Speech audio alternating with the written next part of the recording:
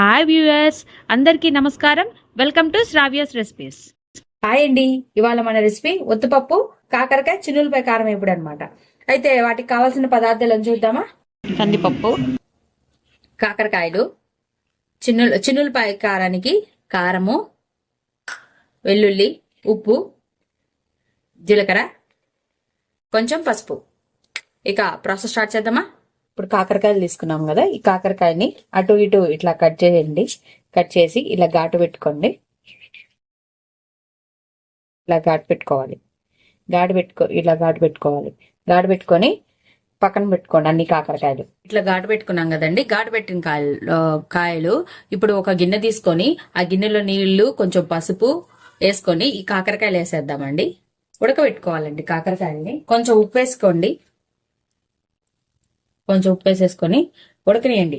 3-4 తెల్లులు వచ్చిన తర్వాత ఆపేద్దాం. అంటే 3-4 సార్లు పొంగిన తర్వాత ఆపేస్తే చాలండి. ఆ చేదు అనేది పోతుందండి.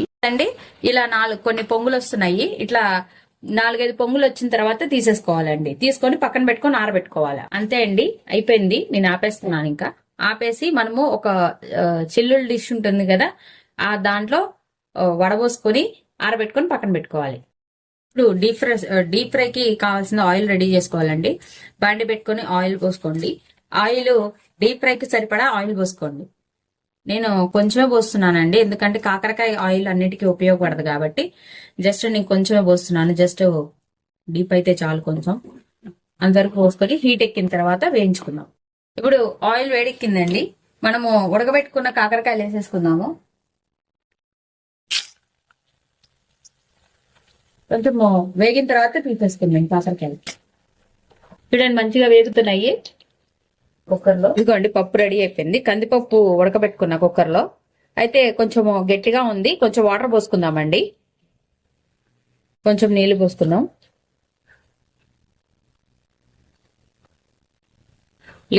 కొంచెం లిక్విడ్ ఫార్మలోకి తెచ్చుకుందామండి. లిక్విడ్ ఫార్మేట్ కి కొంచెం, జస్ట్ ఎక్కువ కాదు, జస్ట్ అలా అదిగో చూడండి.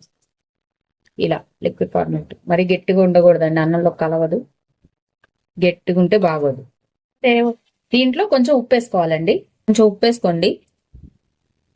కొంచెం చాలండి. ఆల్రెడీ మనం చిన్నులపాయలు మళ్ళీ చిన్నులపాయ కారంలో ఉప్పేస్తాం కాబట్టి దీనిలో కొంచెం వేసుకోండి. కావాలంటే తగ్గితే మళ్ళీ కలుపుకోవచ్చు, కానీ ఎక్కువ అయితే చేయలేము కదా ఏమి. ఈలోగా కాకరకాయ కూడా వేగిపోయిందండి. కొంచెం కాకరకాయ మంచిగా వేగిపోయింది, తీసేస్తున్నాను. ఇదిగోండి, ఇలా బౌల్లోకి తీసుకున్నాం కదా కాకరకాయ. ఇప్పుడు మనము చిన్నులపాయ కారం పెట్టుకోవాలి. నేను ఆల్రెడీ చిన్నులపాయ కారం ఎలా చేయాలనేది వీడియో తీసానండి. అది నేను లింక్ డిస్క్రిప్షన్ లో పెడతాను, చూసుకోండి. ఇదిగోండి చిన్నులపాయ కారము. ఈ చిన్నులపాయ కారాన్ని ఇప్పుడు కాకరకాయలో స్టఫ్ చేసుకుందాము. ఇదిగోండి, మంచిగా వేగిపోయింది లోపల. ఇప్పుడు దీన్ని ఇట్లా పెట్టుకుందామండి. ఇలా అన్నిటికీ పెట్టుకోవాలి, అన్ని కాకరకాయలకి. ఇప్పుడు మనం స్టఫ్ చేసుకున్న కాకరకాయ ఉంది కదండి, దీంట్లో మనము ఆయిల్ పోసుకుందాం. ఇట్లా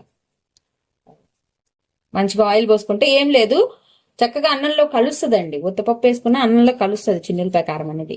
జస్ట్ కొంచెం చాలండి, ఎక్కువ అక్కర్లేదు. ఎందుకంటే ఆయిల్ ఇప్పుడు గనక ఆయిల్ ఒకవేళ ఎక్కువ తినరు, వద్దు ఆయిల్ తినకూడదు అని అనుకున్నప్పుడు ఆయిల్ పోసుకోకండి.